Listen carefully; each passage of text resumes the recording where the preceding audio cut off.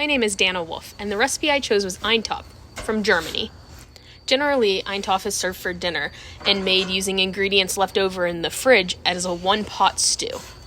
I decided to use a recipe from Germany as I have family from Germany but have never quite experienced the cuisine. Generally, Eintopf is made in a one-pot stew over about an hour. However, with working night shift, my schedule works better if I can throw everything in a crock pot and let it cook while I sleep. While researching the German food culture, I found a couple interesting facts, one being that German cuisine resembles its neighbors like French and Italian fares.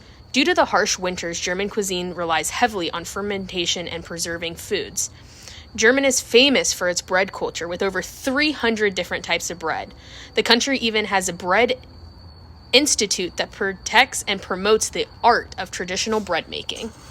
Eintopf is served for any special occasion, pretty much any time of the year. Most sources state it's popular due to the cold weather and it being an easy meal to make. While making this recipe, I made a few changes, one being I made it in a crock pot so that it could cook while I sleep due to working night shift. Generally, I don't eat red meat or pork. However, wanting to know about the German culture, I decided to use red meat for extra protein and to experience the German cuisine. Other than changing to use a crock pot, I did change a few common vegetables put in there. They use peas often in this recipe, however, I don't like the texture of peas. I replaced them with green beans. I also used carrots, fresh from my garden. The recipe also generally uses a vegetable stock, however, I used bone broth for the increased nutrition, like adding collagen, calcium, magnesium, potassium, and other vitamins and minerals. I cut fresh vegetables for my recipe.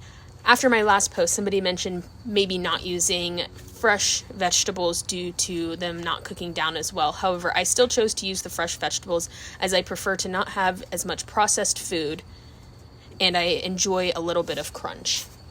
Overall, the changes in my recipe I would not say had a huge impact on the nutritional value. Like I mentioned, I did choose to use a red meat that I don't typically eat in my daily diet. However, in the future, if I were to make this again, I would probably use chicken, as red meat has a lot of iron and I choose to keep that out of my diet. But I did add the bone broth, which came with lots of nutrients in itself. Overall, this was a very easy dish to make and was very easy to put in the crock pot and let cook.